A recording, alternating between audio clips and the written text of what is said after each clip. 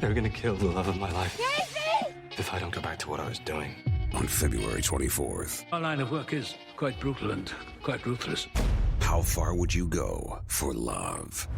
You steal truck, bring it to me. Then you make your money. Is it dangerous? Of course it's dangerous! Nicholas Hoult, Felicity Jones, with Ben Kingsley and Anthony Hopkins. All this trouble, all this pain, for love. Collide. In theaters February 24th. Rated PG-13. May be inappropriate for children under 13. Blog Talk Radio.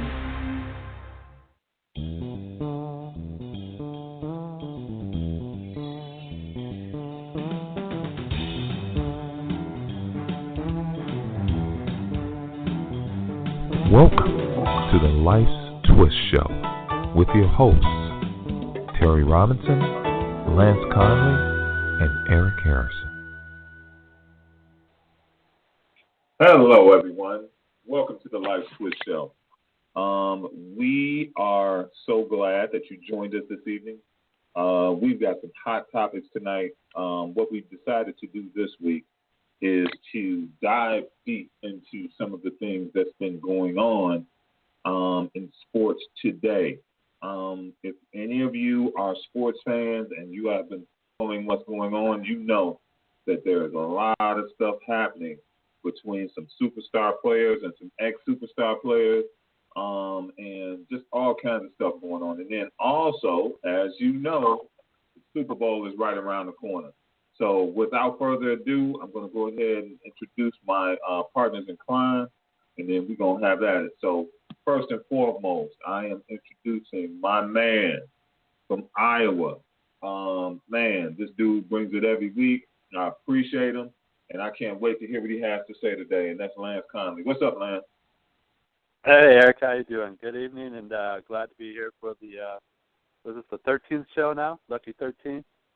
Yeah, I don't even count them no more, man, because, you know, there's no need to count them because we're just going to keep pumping them out. You know what I mean? So I don't even count them no more. But Lucky 13 is right, Lance. Lucky 13 is right. And then my man Terry Robinson, he's from the Chi, or better known as Chicago, for you, those of you who don't know what the Chi means. He's from the Chi. You know, one of my very good friends, very long time. He's the author of the book Athlete Transition Stress. I've been a counselor for years, helped many people, and man, he helps me on a daily basis. We talk a lot. So, hey, welcome, my man Terry Robinson. What's up, Terry? Hey, what's up, man? Thanks for the kind words. I appreciate that. Man, most definitely. So, man, we're just going to dive right in. Terry, you know, you kind of brought up some of these subjects, and Lance, you kind of chimed in, too. So, Terry, I'm going to toss it to you, man, and let's get this thing started. Okay. Yeah, you know, this week I, reading up on a couple of stories, and one of the main things that jumped out at me, of course, we're going to talk about several things, but one thing was, this competition bug that you get when you're an athlete. And I think even as Americans, we have this competition thing going on, but especially if you become an athlete and if you're fortunate enough to continue to advance in your sport, I mean, it's just something that's in you, and I don't think that it's something that you can turn off easily, especially when you're not conscious of it. And just thinking this week, you had Barkley talking about LeBron James, and some of his expectations of the management of the Cleveland Cavaliers. And so Barkley pretty much is saying, what do you want them to do? They've given you everything you asked for. And so, LeBron comes across to me as a nice guy. I mean, he really is just talented, nice guy, unselfish guy. And, I think over the years, he just let a lot of things roll off his back, when he could have just done the opposite like some other players would have done, such as Barkley when he was back in his heyday. If the same thing would have happened, he would have lost his mind. So LeBron finally fired back and said, who do you think you are? He said, first of all, I'm not the bad guy. You the bad guy. And he kind of talked about some things that Barkley did over the years when he was playing. And so I kind of cheered for him because at some point in time, man, you got to fire back. Being a nice guy, it's you finish last. And so I think this was a good thing for him to do, and I want to see him do more of it because it shows a lot of emotional growth. And in the book I even talked about how you have these former athletes that are TV analysts. And when they get in the moment, they don't even realize it, but they're competing because they got something always to say about the current athletes, whether they realize it or not. And it's kind of like, you had your time, so why don't you, try to appreciate what these guys are doing. But at the same time, that's why they have those jobs, because the people behind the screens, the people that's paying the bills, they know it.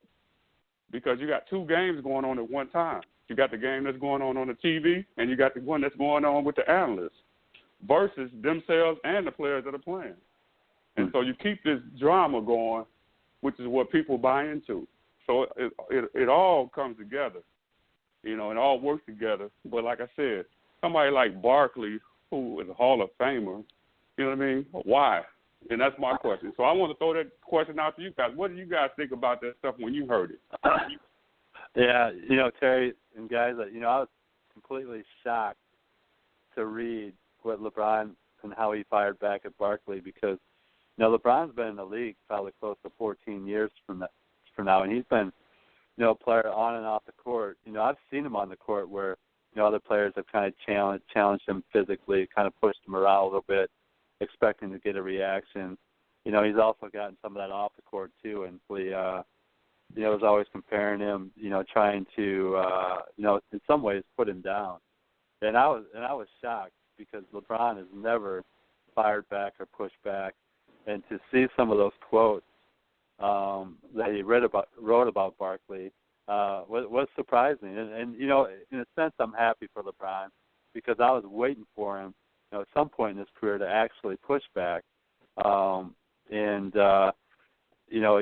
to me, he seems like a good guy. I come from the old school where I'm a Jordan fan, and so I get caught up in those comparisons. But you hear a lot of good things that LeBron does off the court. Providing education for a lot of kids that normally wouldn't get an education.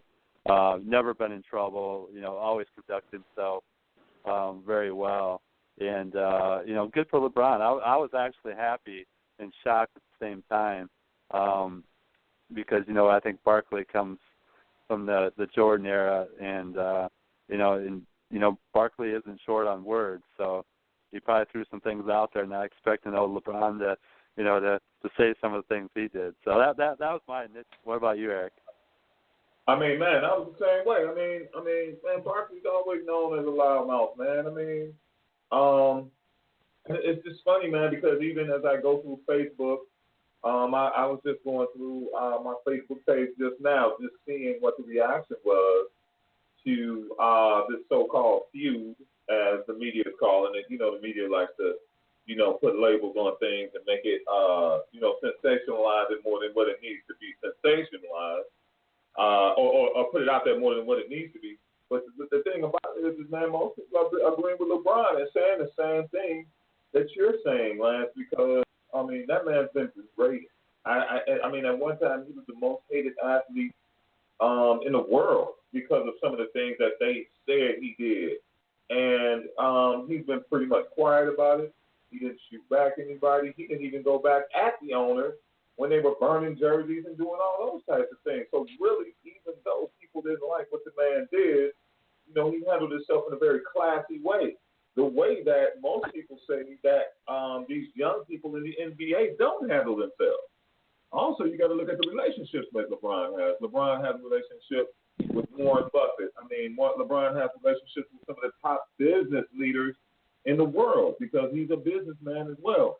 So when you look at his whole resume, he's pretty airtight. So for Barkley to come at him like that, number one, that was a little off. If anything, if he didn't want to be in the media, he could have just picked up the phone and called him. Hey, LeBron, maybe, you shouldn't have said that like that, or even try to call and see why he said that, and then deal with it. But for him to get on TV and take his stage and come at that man like that, that was rough.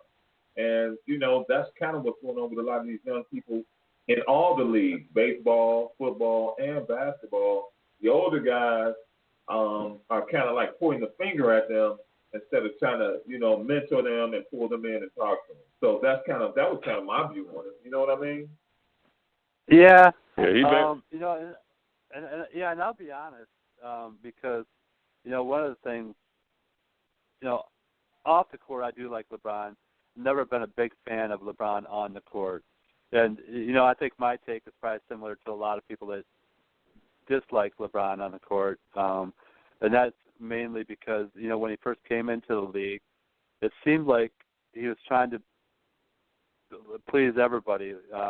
When people were, complaining about his, and really not complaining, comparing him to Michael and, Michael's level of competitiveness versus LeBron. Then LeBron turned into, the bad guy where he started doing things on the court, giving the mean faces and stuff like that. Then, then he went to Miami, and everybody's seen that as, going to Miami to win championships, where, Michael, he stayed in Chicago and built a dynasty versus, running for a championship. And again, I think that's generally how the public views it. But the NBA has changed quite a bit. I think that's a lot more common now where, you got Durant that went to Golden State. They're building these super teams. I think the Clippers have a pretty good, Chris Paul, Jordan, and, the other guy, I forget his name. But so that's what the NBA has turned into. And I think a lot of people kind of resent that because I think a lot of people want to see, a repeat of Jordan, like some superstar come in, build a team, win 4 or 5 championships, and that's impossible because to me Jordan's probably the best basketball player that's ever played. But so that's just my thoughts on that too. But and when he left Cleveland, I think he left a bad taste in a lot of people's mouths. I know one thing. I'm gonna tell y'all this. Charles Oakley don't like Barkley. Charles Oakley's from Cleveland. So what Barkley said that about LeBron, I'm waiting to see. I'm waiting to see what his take. I hope that he chime in so we can hear what he got to say because he spoke about that. He said, "Man, why don't you just shut up? Sometimes you're on TV, you just run your mouth." I mean, he went off. I didn't know interesting. Oh yeah, and yeah. They said one time they got into it where he smacked Charles Barkley, and they said Barkley didn't do nothing. Said Big Oak, he played.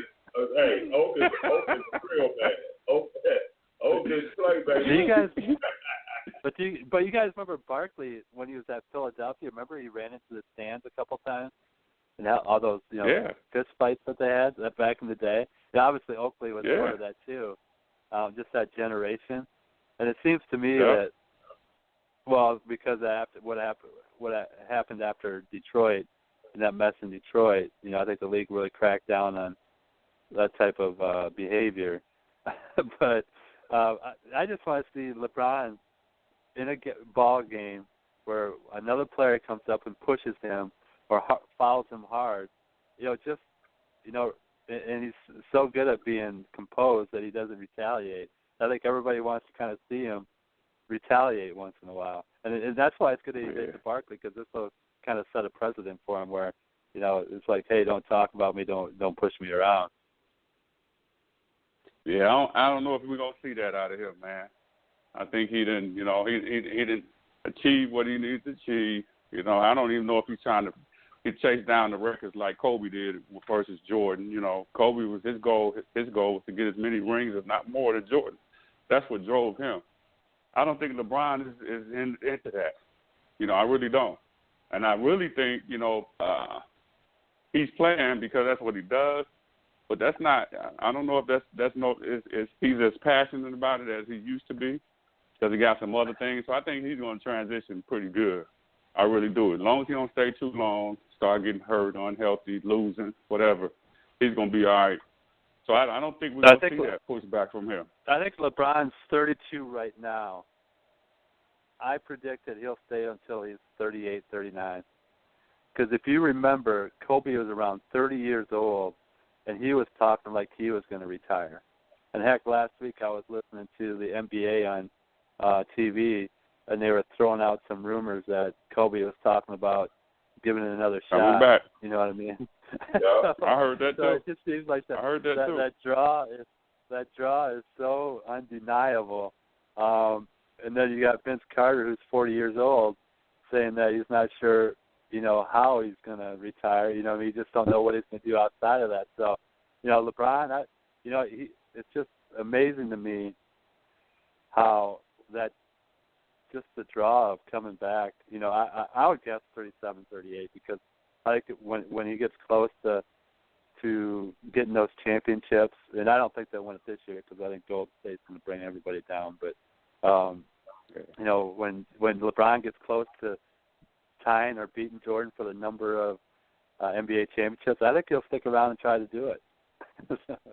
Really? I don't see him doing that. I really don't, because I see him, transitioning into business and being more of the family type. I think a lot of guys, man, when they live that lifestyle, I don't know if they're used to being family men because they're on the road all the time. They're moving around a lot. And you get home, man, you ain't used to being home, man. Hey, you got to have temperament for that. And I don't think certain guys like Kobe, those guys have that. And that's why they want to get busy doing something, man. They're so competitive. LeBron, seems like he can manage that. Exactly. And Lance, one of the things, too, you got to realize something. You say on the court you don't like LeBron as much. Well, one of the reasons why you don't like LeBron, and you mentioned all these other players that you do like, the Magic Johnsons, the Michael Jordans, the guys who were great. The thing that you liked about them, man, is they had what? That killer instinct. You know what I mean? They had Larry that Bird. instinct. Yeah. Right, Larry Bird. I mean, the list goes on and on. Those guys, Dr. J. hey, man, they going for your jugular, man. I mean, even Dr. J. Dr. J was cool and everybody thought he was cool. But you saw when it got down and dirty, man, he was at it. So, LeBron is not that type. You've never seen LeBron swing on anybody. You've never seen him, come out of character, and even defer to people who seem to have that, like alpha gene. So the thing that, makes people not like him has also been that thing that's kind of probably kept him in line and not do anything that was super crazy. You know what I mean? Does that make sense, guys? Definitely. Mm-hmm. For sure. And Lance, it's funny you mentioned Vince Carter because we got him in the subject too. I mean, I thought that was wild that dude just came out and, Vince was the man. I mean, Vince, one of the greatest dunkers ever, you know what I mean? And just, worldwide acclaim, and, I mean, man, just one of the best ever. And then now he's like, don't know what to do, and he's admitting it. Like, man, I don't know what I'm doing now. I don't know what's going to happen. Right. Next. I mean, man. I mean, he has. I mean, that's athlete transition stress right there at its finest, Yeah, it stood out when they showed a clip of him. He had made a move last week, did a 360, but it was a 360 under the rim. I mean, it is, but it used to be 360 dunking on somebody. I said, look at Vince. He made the move, but he couldn't get up in the air like he used to. I said, look at Vince. But he still had athletic enough and got enough game where he could still manage to play in that league, man, which is awesome. You know what I'm saying? That's incredible. At that level, he's still able to do it at 40. Well, yeah, that's amazing to me that he's 40 years old because it definitely doesn't seem that long that he was throwing down those dunks. And, he had game outside the dunks, too, Vince Sanity. Definitely. And, that's what kind of kept him in the NBA because he learned to shoot that three and shoot the jumper. But, yeah, that's crazy that he's 40 years old. I think the article was talking about, he's not sure what's going to happen after he retires because he wants to do one more year. And it sounds like he wants to keep playing. And he's not sure what life is going to be like outside of basketball. But I'm sure that's what a lot of those athletes, and that's exactly what you talked about in the book, is really there's an unknown because really how do you prepare yourself for life after basketball when, for him, he probably started playing basketball when he was 6, 7 years old. That's been the last 35 years of his life. Heck, if you're in any other profession, if you're a chef, heck, you can be a chef until you're 80-some years old. Look at some of these politicians. They're about 90 years old and been politicians for 50 years, and there's and they're still, politicians. When you're in sports, man, you're 26 years old, 30 years old. Heck, if you make it to 35, you're pretty dang lucky. You know what I mean? So, and then you're in the prime of your life, and a lot of these guys are done, and they're dealing with the unknown. And gosh, what do I do now? Because it's the only thing I really know. So. Exactly, and that's hard, man, because you still got a lot of life in you. I mean, guys, we're a little bit older than that, but man, when you were 35, man, you had a lot of life in you. You know what I'm saying?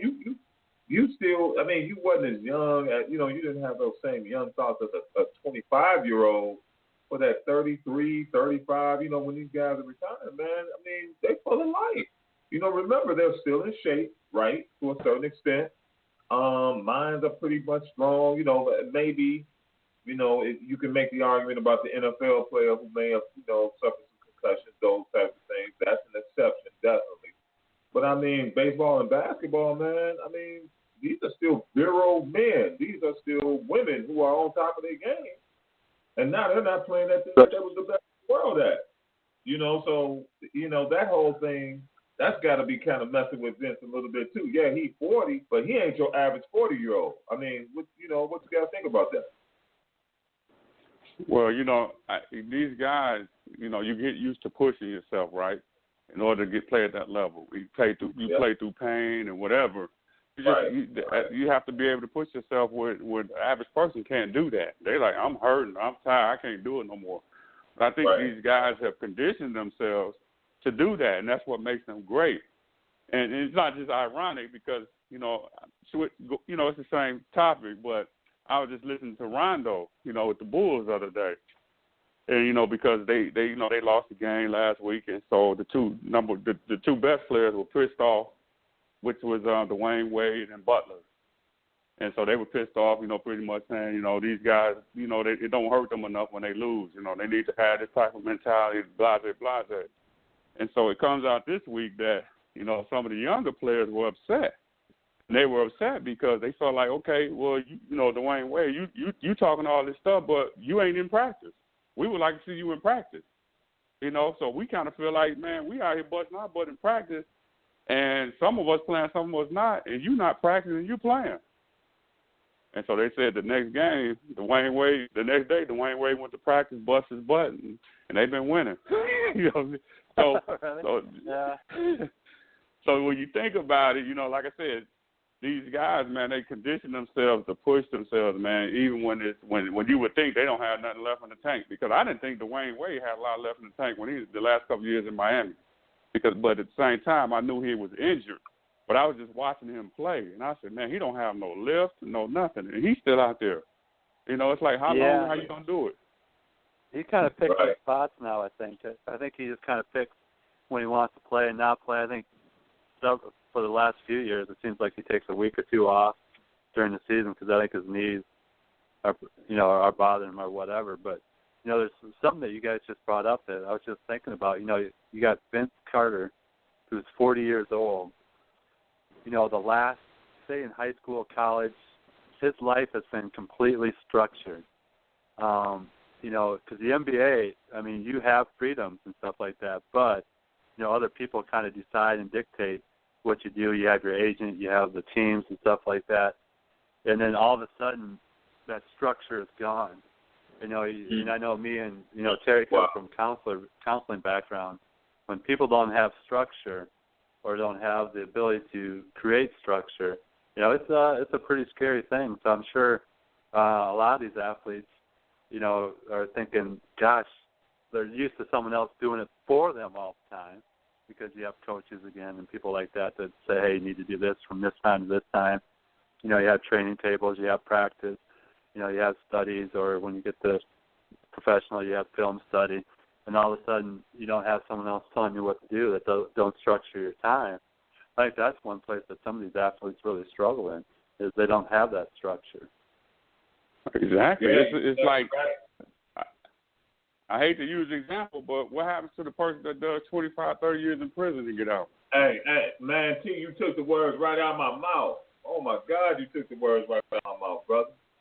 Wow. Powerful. Go ahead, T. Go ahead. You took the words out. You know, they come out. They don't know what to do. They don't know what to do. Yeah. I mean, they got to raise their hand and go to the bathroom. Exactly. You know, when they went in, you can press the button and drink the water. Now you can't press the button. You got to figure out that you got to wave your hand past it. They like, man, I can't get no water out of this fountain. You know, so it's different, but somewhat the same. You know, on the opposite spectrum. But T, is it different? Because really think about it, and we're gonna go to break after this, and we're gonna talk about it a little bit more after break. But I'm gonna leave y'all with this: is it really different? Because in each situation that we're talking about, with each one of these athletes, Rondo with the Bulls, LeBron and Barkley, and even Vince Carter, it's almost like you're a prisoner to that thing that you love. You know what I'm saying? Because you love it so much that you gotta limit yourself. You can't. You know what I'm saying? And you gotta succumb to all of these doggone rules and regulations and all that kind of stuff. So that's kind of a deep way of thinking about it. But look, we're gonna finish this in a minute. We gotta pay a couple of bills and we gotta play this commercial because we definitely want to tell you about the book that is spurning and not spurning, but really sparking all of this great conversation with this athlete transition stress. So check out this commercial.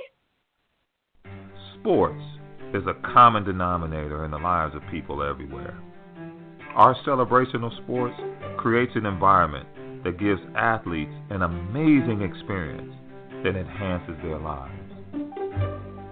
Athletes work long and hard to be the best at that thing that gives them so much elation.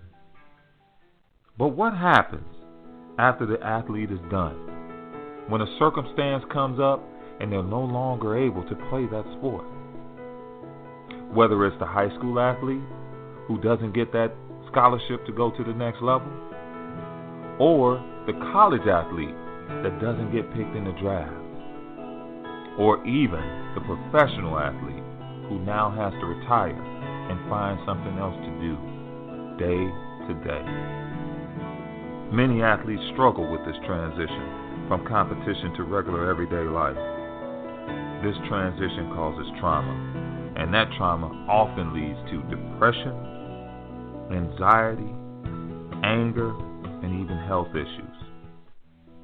Author Terry Robinson noticed this problem and researched it and came up with the book, Athlete Transition Stress. This book deals with the subconscious programming and conditioning that goes on in an athlete's mind while participating in a sport. So if you or anyone you know are dealing with these issues related to transitioning from a sport, pick up the book, Athlete Transition Stress, and share your story in our global community online at www.letgroup1.com. Athlete Transition Stress is available on Amazon.com and on the LET Group website at www.letgroup1.com.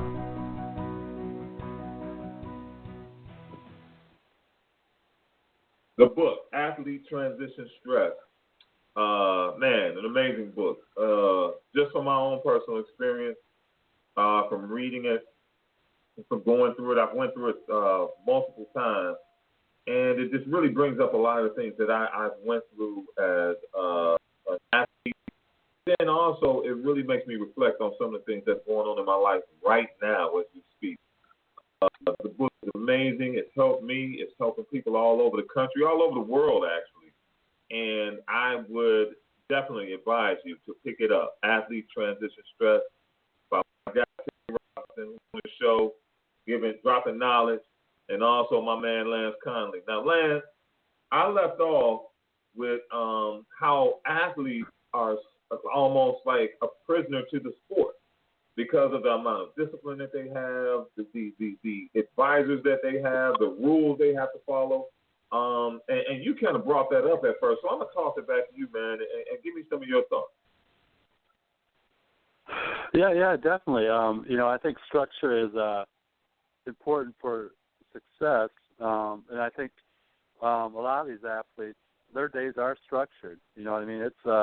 It's working out, it's lifting weights, it's going to film study, it's traveling from city to city.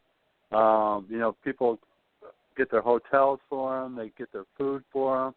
Everything is pretty much structured for them, where other people take care of them. And when you get used to that, all of a sudden you retire or your career gets cut short on injury. You're on your own. And what's sad about this, and one of the things we've talked about is a lot of times when these college students leave the campus or the professional players leave, a lot of times they don't get much support or any support. And I know the last few weeks we've talked about the Antoine Walkers and different Right. people like that, that didn't necessarily have a lot of structure outside of when the sport was over. We talked about Charles Barkley. He likes to spend a lot of time at Vegas and lost a lot of money. That's how he structured his time. But structure is important. But one of the things we want to do is we have a caller, Brian Jones. He's called a couple times. We want to thank him for calling in, and we also want to get his input on the subjects that we have been talking about. We know we've talked about the LeBron Barkley back and forth. LeBron's finally spoke up and pushed back a little bit. He grew a couple. He grew a couple. yeah, exactly.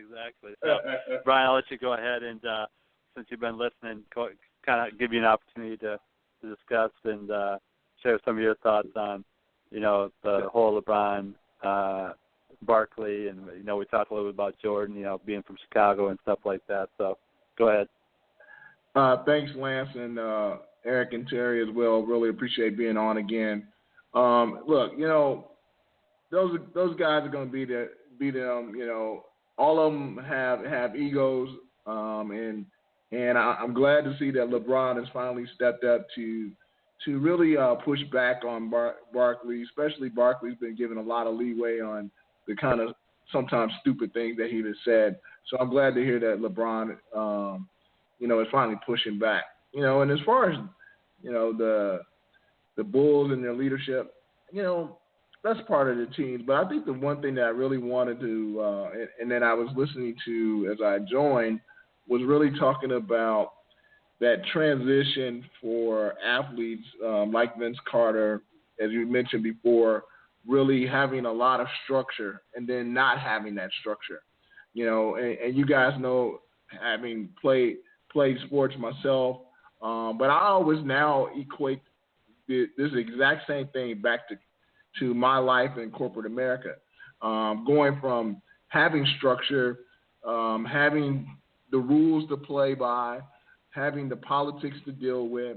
Lance, you talked about having people set up travel for me, telling me where I needed to go, managing my schedule for me, to then now not having that is a major transition, right? And as you become more of the entrepreneur, you have to do those things on your own. So I can also imagine for Vince Carter, or any athlete that's always had that, to now go into, what do I do now?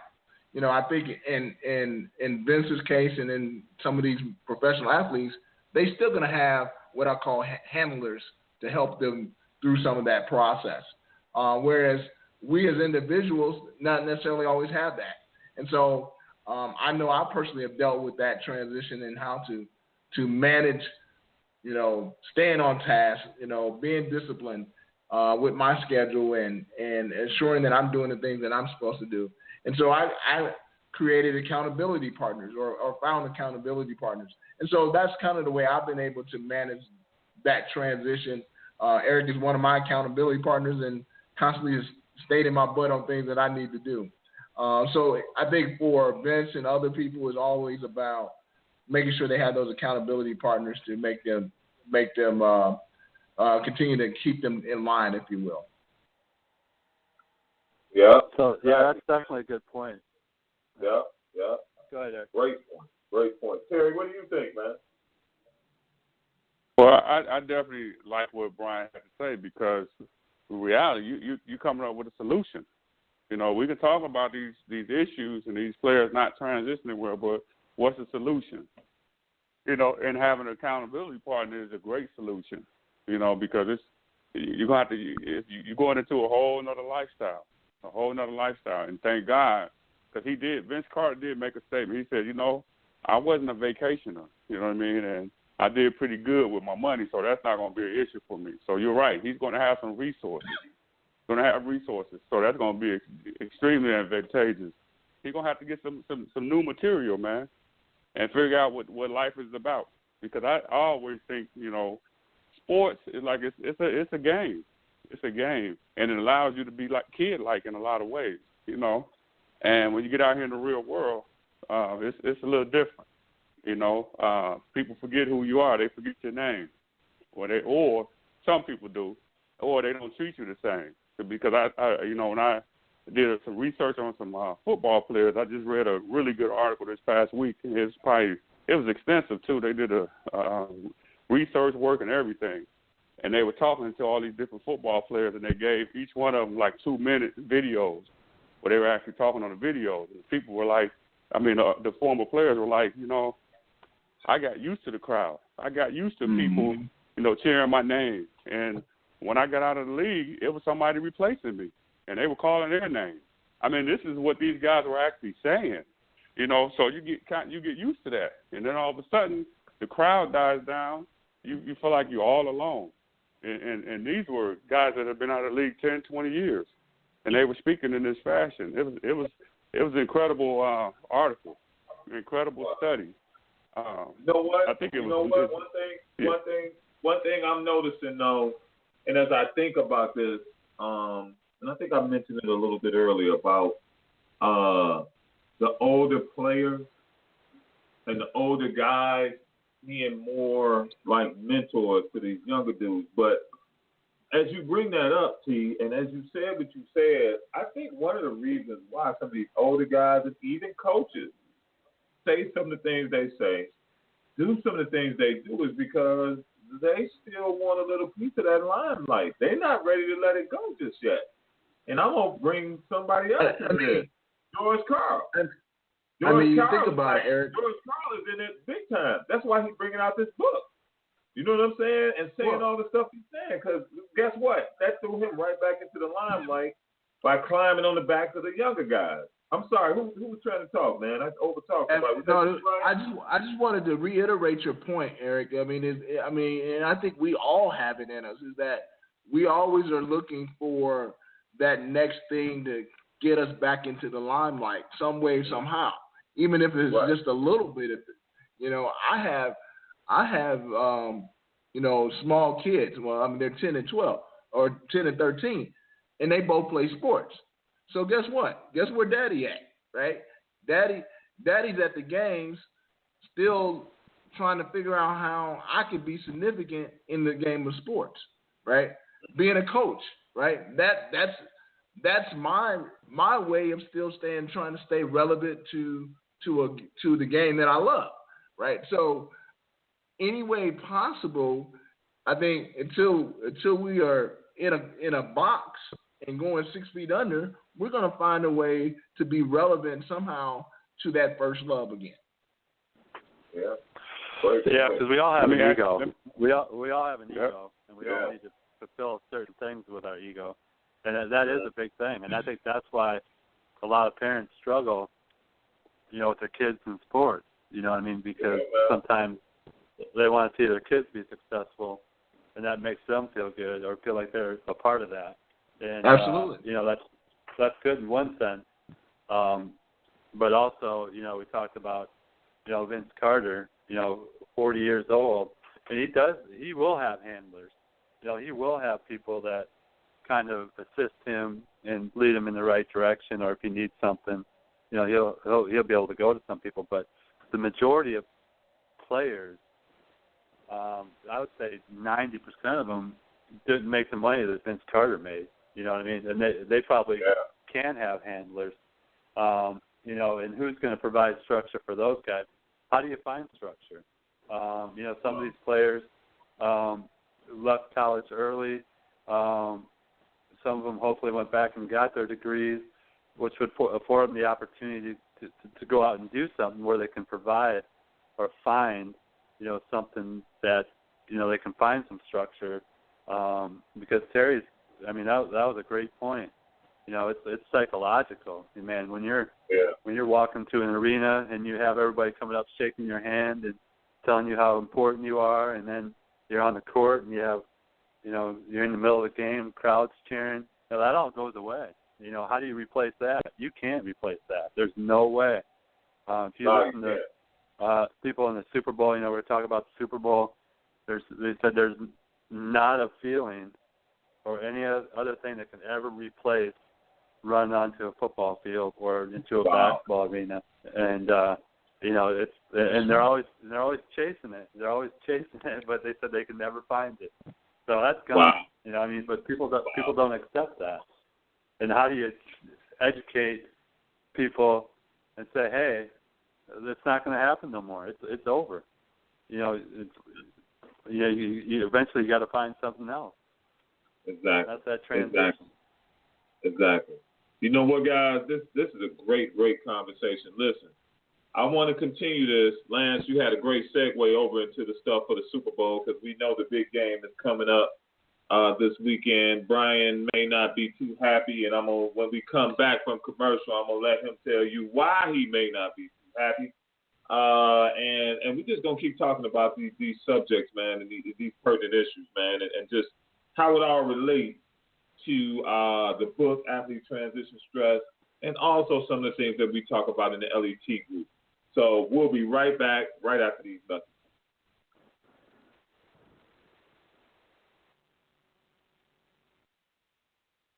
The LET Group was established in 2016. Lance Conley, Eric Harrison, and Terry Robinson came together in agreement to build a model of integrity, hard work, and excellence. All three share a passion for health and creativity, using outside-of-the-box thinking. They all have backgrounds in sports and entrepreneurship. Lance and Terry have over 50 years of combined experience in the mental health field, and Eric has over 25 years of experience in marketing and business. They came together to build a service that would literally change lives. The LET Group offers seminars, books, and other tools to encourage, educate, and enhance the quality of life for those in need. For more information on the tools and resources that the LET Group offers, visit www.letgroup1.com. Man, the LET Group. And quite simply, that is not anything that's super deep. That stands for Lance, Eric, and Terry. It's just, the acronym for all three of our names put together. This group is a consortium and a collection of ideas and beliefs, and we're working hard and diligently to come up with solutions, just as Terry said earlier, to help people get over these issues and problems that we're pointing out, not only with these people who are, known as stars in their sport, but also people who are just going through it just even at the grammar school level, the high school level, and even at the college level. So, Brian, as I was saying before we went away, we were talking about the Super Bowl, and we said you might not be too happy. So why do you think I said that, man? Why do you think you may not be too happy about the game on Sunday? Well, for people that don't know, I'm a Pittsburgh Steelers fan, and honestly, I do not like the Patriots. But I will say one thing about the Patriots, though, is that they have an extremely. You have to respect the system that they run and the organization that they run. They're able to take people, because you talk about transition. They take the players that no other team wants or have had issues throughout their career or even life, in their personal life, and bring them into a system that works. And we talked about earlier about constantly being a part of a structure. The Patriots have that structure that allows them to be successful because everyone buys into the structure. So while they're not my team of choice, and I really hope the Atlanta Falcons do win, I do have to pay the Patriots organization respect for what they have been able to accomplish over the last decade, if you will, and basically utilizing the people that nobody else will want, right? And so that too is a testament to transition and how people are able to transition into structure, and if the structure works or the organization works, I have to give them credit for that. But I'm still going with the Atlanta Falcons. You want to be doing the Dirty Bird on Sunday? Okay. So what, I want to know what made you a Steelers fan, because I'm a Cowboys fan. Was that back in the 70s and 80s or what? Yeah, so I will admit, and Eric knows that I was a Raiders fan for a long time, as well as a Steelers fan. And over probably the last 20 years, really, truly a diehard Steelers fan. I just really like, that's another organization that makes it work, right? The Rooney family puts together an organization with some very quality coaching. I mean, if you think about it, that organization has only had 5 coaches, I think, in its whole entire history only 5 of existence. Yeah. So, I mean, if you think about that from the way they create and trust their leaders, and Lance, I'm probably taking it a little deeper than we even need to, but that's one reason why I like them is just the way they manage their organization as a whole. But also, I mean, just think about it. I mean, six Super Bowl rings. I mean, yeah. I mean, that speaks for itself, right? So, okay. I thought maybe it was like Lynn Swann and Franco Harris. Right. You thought it Terry Bradshaw. I mean, it's all the, you know what? I like defense. So you talk about the Kevin Greens, right? You talk about Greg Lloyd, that era. Or go back to era. This ain't the Steelers show, man. Hey, T, this ain't the Steelers show, man. Hey, you rock with the Steelers? Hey, look, the Patriots, we don't need to talk about the Patriots. Whatever, man. Hey, I'm with you, T. I'm still a Bears fan, even though they suck. And I'm hoping that Jay Cutler gets the first bus out of town. But I'm still rocking that orange and blue. Okay. Whatever. No. Hey, but we talked about something. We talked about Lance. You were talking about running on the field. If you take it to another level around the Super Bowl and having that. I mean, those guys are going to have the opportunity to play on the biggest stage in pro football, in all of football. And to be able to run out on that field is something that they're going to have to cherish because, we know every day that that's not promised to you the next season or even the next day or even the next 2 seasons, 3 seasons.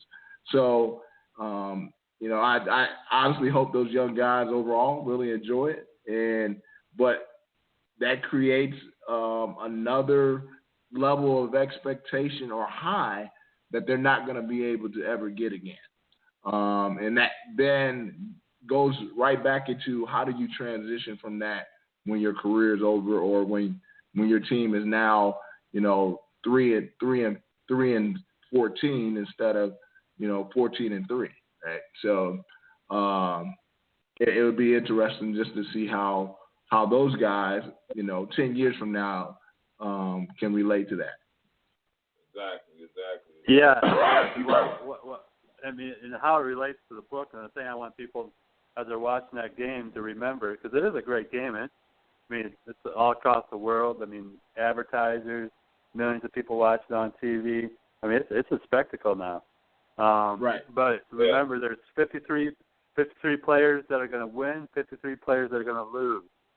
And, in relation to, what Terry talks about in the book is, 53 people are going to have something that they carry with them for the rest of their lives in both ways, but especially the ones that lose. Sometimes those are the things that stick with you, and that's the thing that's, competitors, it drives competitors, and especially drives them crazy when they lose. Can you imagine winning or losing that Super Bowl does emotionally, and how that carries you through, like you said, many, many years from now? Yeah, what you think about that, T? I agree, man. This is what these guys have been dreaming about since they were little bitty kids. This is what they focus on, and they made it. My hope for them is just to cherish it, man. And because a lot of times we so conditioned to win, and we don't realize when we're at the Super Bowl, we already won. Whether you win that game or not, you already won. But the conditioning of athletes tells you just the opposite. So a lot of times you'll see them guys leave that field and they say, man, we lost, and they miserable. But at the same time, it's a double-edged sword. You have to think that way in order to get to that level. So it's almost like you're damned if you do, you're damned if you don't. But my whole thing is being conscious of why we do anything that we do. Kind of like what Brian was talking about earlier, about him, coaching, being on the sidelines, and him getting something out of it. The thing about it is, at least, by us having this conversation, we're at least conscious of it. Most people are driven, but they're not conscious of why they're driven. They're thinking that they're doing it for their kids' benefit or the other kids, but in reality, they're trying to get something out of it for themselves. So, the more we talk about this, the more we realize that, man, we have some emptiness that we're trying to fill too. And I'm not saying that that's all bad, but what I am saying is at least be conscious of why you're doing what you're doing. Man, that's good, T. Look, Terry, I'm gonna go ahead and hand it back to you, man. You sent me some information from a book that you've been reading. We got about 8 more minutes here, and it's so directly related to just about everything we talked about tonight, even what you just said. Would you mind sharing a little bit about the last book that you've been reading and kind of like how it relates to athletes and their transition and what's going on, man? I'd love for you to share that, man, because it's powerful. Definitely. It's a book. This doctor I've been following around, Gabriel Mate, he's from Canada. And he's a medical doctor, but he also did some counseling in substance abuse and different things like that, which are his specialties. And the book is called, When the Body Says No. And what it's pretty much saying is when we don't know how to verbalize what's going on the inside of us, and we do this for year after year after year, 20, 30, 40, 50 years, eventually your body will say no. And that's how we come up with these illnesses, diseases, cancer, ALS, different things, diabetes, whatever it is. And what he's saying is that, there's something is out of balance internally, which causes us to be sick or diseased. And so I think a lot of times when athletes finish playing, while they're playing, they're in balance. And when they're done playing, we lose balance. We're not in balance no more. We're trying to find a way to balance ourselves out, but we go a lot of times into the wrong situation, the wrong things, and we stay out of balance. And if we stay out of balance too long, we get sick. And sometimes it can be fatal. And so my goal has always been to try to, stay healthy myself, try to keep myself balanced, but at the same time pass this information on to other people. And that's why I wrote the book, and that's why we talk about these subjects, because it's not just about healing other people, but it's about healing ourselves too. And so we have to understand when we do become sick, it's an imbalance on the inside of us. That's where the disease comes from. And I think a lot of people don't look at it that way, and a lot of people don't have the information A lot of people don't even know where to find the information. So part of my job is to go and find the information. And a lot of it, believe it or not, guys, it starts when we're little kids. You know, when you feel like you don't have a lot of control, because most kids don't have control. The adults or the authorities have control. And so that's how you learn how to approach life. When we talk about LeBron James, a person who is a people pleaser, that's how he learned how to do that, because he had to growing up. And it's taking him all the way to this place in his life. And he's finally trying to break out of that shell. So in a nutshell, that's kind of what it's about. You know, I can go on and on about that, but I don't want to get too deep, you know, because I need to prepare for that. You know what I mean? So people can get that information. But it's a great subject to breach, because I can see that relating to every subject that we talk about tonight, because when you talk about the balance and the imbalance, that, for instance, the LeBron Barkley thing, the thing that both Barkley and LeBron are fighting for is that balance, that thing that kind of kept them going, that keeps them right, that keeps them balanced. So their opinions are rubbing against each other because, you know what I'm saying, they're trying to keep that balance in their lives. Same with Rondo, right? With him saying the stuff that he's saying about the Chicago Bulls leadership, whether it's on the court or off. He's trying to keep the balance that and basically it's all their perception. You know what I mean? This is what they perceive to be balanced. Vince Carter, of course, we talked about it, the transition into retirement. So it's all based on your perception of what that balance is. And I think a lot of times it is formed from when we were kids, man. And again, we always say this with athlete transition stress. Most of these people started playing sports when they were kids. So now you're taking away something, or you're threatening something I've been doing all my life. You know what I mean? I've been doing this all my life. Now all of a sudden you're threatening. Now you're coming at me in this thing that I've been doing all my life. So now, and you guys know this, and Lance, I'll let you speak for a little while. We got about 3 minutes left. That fight or flight thing. You know what I'm saying? Either I'm going to fight for this thing or I'm going to run. So, you know, you kind of hit all those things when you deal with this stuff. But, you know, we get so caught up in the pomp and circumstance of sports, we don't even think about this stuff. So, I mean, Lance, what do you think? Yeah, definitely. Talking about stress and, you know, some of the causes on the body, because if you read, you know, Terry's book, you know, one of the things, a symptom of stress is, you know, depression. And, you know, and your body's either highly stressed or it's very down. I mean, the emotional swings are varied, but they're vast. And, you know, it has an effect on your body, and a negative effect. And, you know, it definitely makes people unhealthy. And, you know, you just look at society and all the ailments, you know. Actually, right now I'm working at the hospital. I'm just amazed by the number of people that come into the hospital, whether it's, you know, a lot of times people overeat because that makes them feel better. You know what I mean? So we're always searching and always looking to deal with our emotions, and stress is a leading indicator of cause and effect.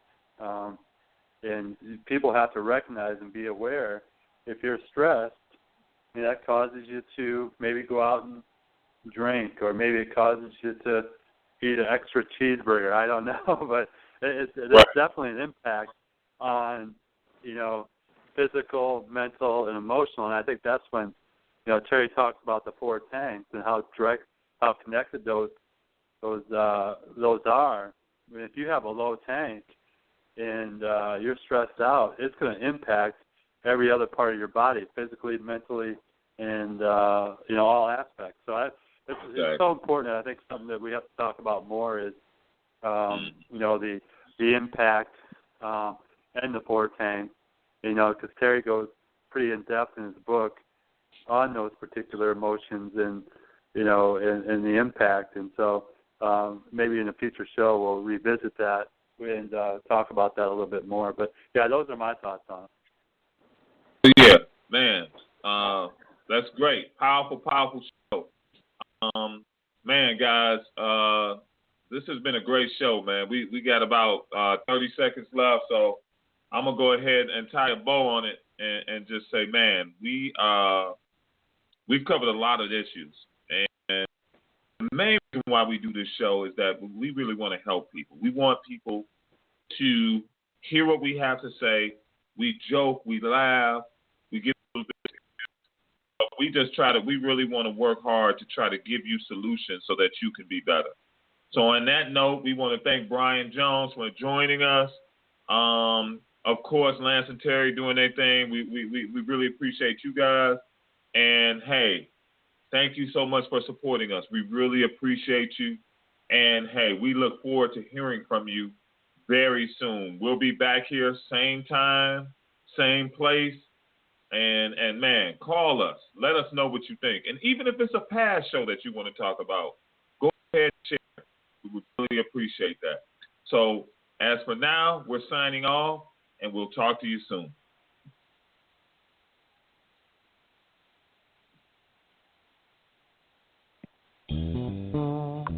Thank you for joining us on the Lifestwists show. Hey, guys. When you have a chance, please check out our website at www.letgroup1.com and see all of the things that we'll be doing over the next several weeks. In the meantime, have a great week, and we'll see you soon. Napa know-how. A Napa guy knows more isn't always better, unless we're talking about full-size vans. These beasts do more than get you from A to B. They have so much space a man can live in it. With shag carpeting, waterbed, and a sweet lava lamp, these mobile abodes have all the comforts of home. With quality parts and plenty of Napa know-how, you can keep the original tiny house running longer, stronger. That's Napa know-how. Napa know-how. They're gonna kill the love of my life. Casey! If I don't go back to what I was doing. On February 24th. Our line of work is quite brutal and quite ruthless. How far would you go for love? You steal truck, bring it to me. Then you make your money. Is it dangerous? Of course it's dangerous. Nicholas Hoult, Felicity Jones, with Ben Kingsley and Anthony Hopkins. All this trouble, all this pain for love. Collide. In theaters February 24th. Rated PG-13. May be inappropriate for children under 13. Appropriate for children under 13. Appropriate for children under 13. Appropriate for children under 13. Appropriate for children under 13. Appropriate for children under 13. Appropriate for children under 13.